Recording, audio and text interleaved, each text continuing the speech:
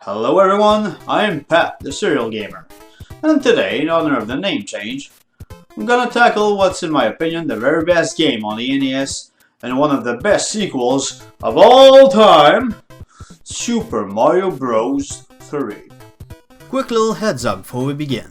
I've played both the original and the Game Boy Advance versions of the game, for a reason we'll see towards the end of the video. So, if you see two graphical styles switching around, that's why.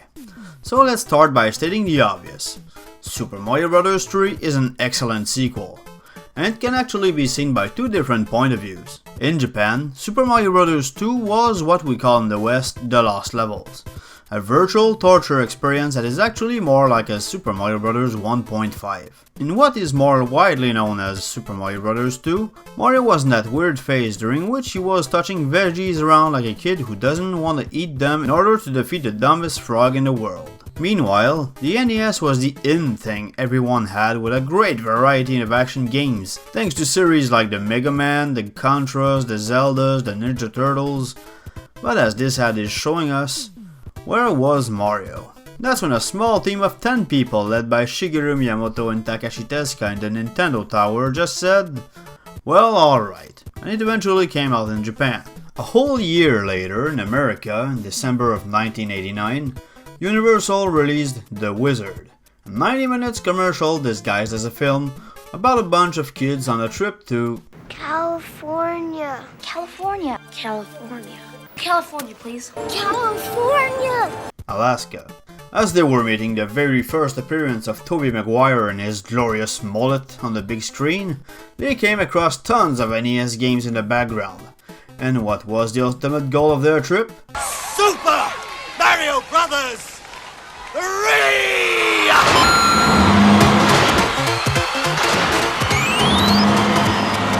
That was to be released 2 months after the film in America.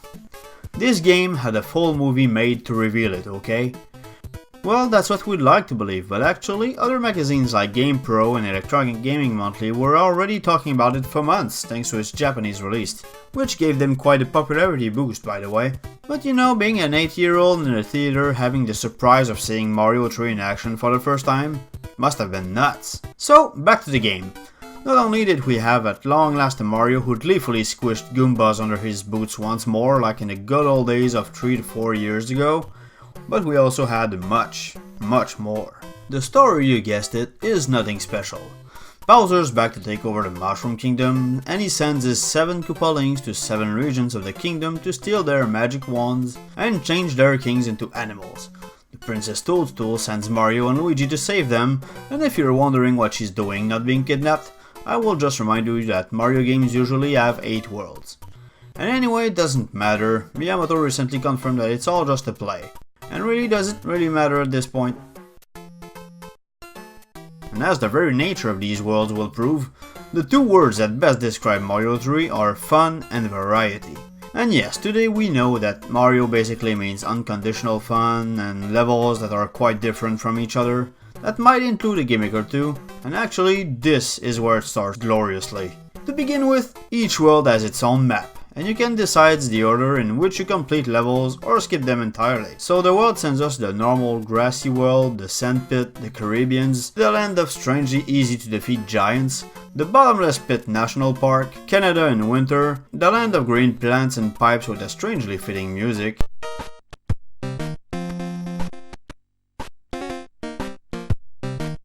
and finally the flowery fields of singing unicorns. But even within the worlds themselves, every single one of the 90 levels is relatively unique.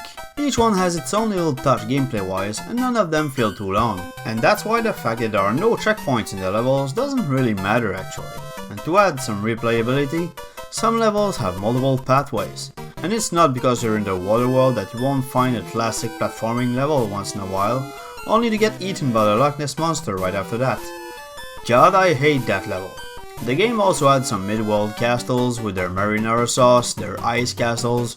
They could even be sunk underwater, why not? Even in Pipeland they managed to plug in a desert level somewhere. You can also run back to the left like in Mario 2, and sometimes the camera auto-scrolls and you have to follow it. After a while you get used to it and then boom! I hope you didn't just eat when you get there. Also, good luck on that one. Even though some of these jumps really seem precise, don't worry about it because Mario controls like a champ. It's even better with its new transformation, the raccoon. After he grabs a magic leap, he can float in the air, whack monsters with his tail, and after winding up some speed, he can start flying with a big to everyone below him. For time, of course. Even when he finds the teddy bear suit, he can do all that, plus turn into a statue and... What? What is it? Yeah, I know it's a kind of wild dogs that's very important in Japanese mythology, but I was 9 years old back then, so... teddy bear. Okay, let's continue on with Mario himself. His basic moveset has now expanded. He can now slide down slopes, grab shells and kick them away, bounce back super high from enemies, and jump out of water. The Fire Flower and the Starman are back from Mario 1, but there's also the frog suit that's very useful on the water, when you can keep it long enough that is, and the very rare Hammer Brothers suit that enables you to toss hammers of pure destruction. But according to Murphy's Law, you're gonna lose it to a Goomba or something dumb like that. So as you can see, Mario is equipped for the task to fight the more than 50 different enemy types. On that, well, all of Bowser's army from Mario 1 make a comeback, along with a lot more that will become series regular like Booze, the dog that traumatized Miyamoto when he was a kid, Bob-ombs who return from Mario 2, small plants who want a bite of Mario, and You're not gonna shoot? No? Okay. On the boss side of things, at the end of the fortress we have Boom Boom, who pretty much beats himself up with a bit of timing. There's also the Koopalings themselves. Larry, Morton, Wendy, Iggy, Roy, Lemmy, Ludwig, Leonardo, Donatello, Michelangelo, and Raphael. They're all beaten by being jumped on, but some of them add a little something like balloons that make them stand out. A little bit. No, this game did not revolutionize gaming with its boss battles. If you ever fail during a Koopaling boss fight or during the preceding flying ship level, it flies off on the world map. Speaking of which, it's full of pretty cool bonuses like toad houses that give you power-ups to keep for later, same thing for the Hammer Brothers that can give you a little gift if you can beat them up, a memory-based minigame for more power-ups, and a slot machine for lives that I won a grand total of once. If you play 2-player mode, you can also play a version of the original Mario Bros. Arcade game, because why not? Some power-ups can also be used on the map, and along with mushrooms, flowers and the rest, you have the hammer that can destroy rocks to find hidden paths and shortcuts, a music box to put Hammer Brothers to sleep, a magic cloud to skip a level, and a magic wind of infinite flight for when you've got enough of this shit. There's also the boat anchor that stops flying ship from running away that I was prevented from getting any footage of by Murphy's Law.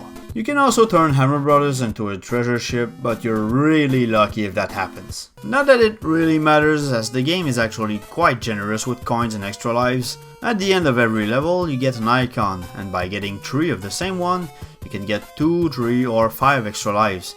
Even if you miss your shot, you can still get an extra life. But if you can get to that icon by running at full speed, you can usually get a star icon, which will grant you 5 extra lives. Not always possible, but it helps. So Mario 3 is an excellent game even to this day. But there are a few nitpicky details that annoy me a bit. Number 1, when you hit an item block, depending on where you hit the block, the item might go left or right, towards an endless pit. And it always annoyed me a bit, as you want to jump right away to grab that item to not miss it, without actually knowing what it is. Number 2 concerns only the original version, as there's no way to save your game, which would imply a full playthrough of about 4 hours in one sitting. That's actually what I did for my NES playthrough, and I started to get tired by the end. However, if you find a hidden magic flute, you can skip entire worlds, which will give you the possibility of not doing the water and ice worlds too often.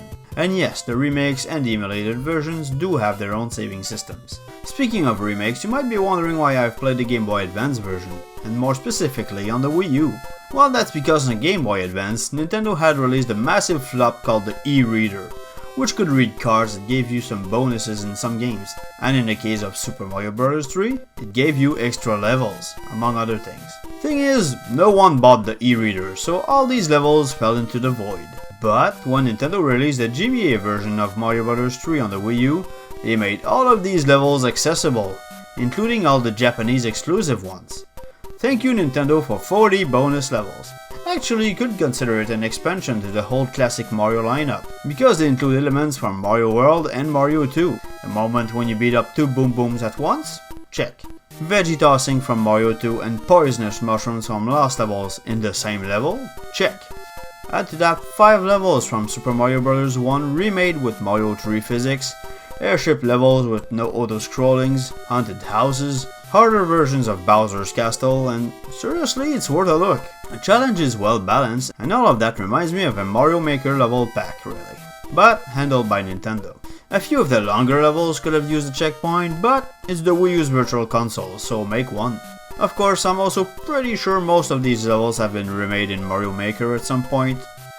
Other than that, on the GBA I noticed a few slight modifications to make the game a bit easier, and a few collision problems. Seriously, what is this? But other than that, it's a great version overall.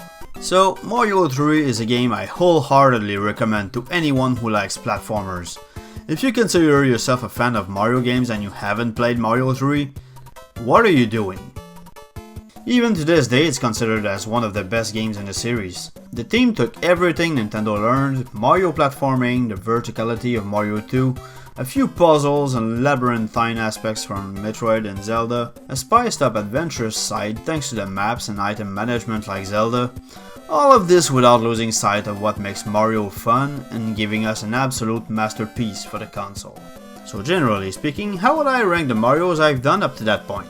Lost Levels are the bottom of the barrel because I don't like torture. Mario 2, even though it's a great game and it brought a lot to the table, I'll put right on top of it, only because Mario 1 really has a massive nostalgic factor for me personally, and I find myself replaying it much more often than Mario 2. And if you watch this whole videos up to that point, seriously thank you, and I'm pretty sure you already know that Mario 3 stands tall on top of the Mario games I've played up to that point.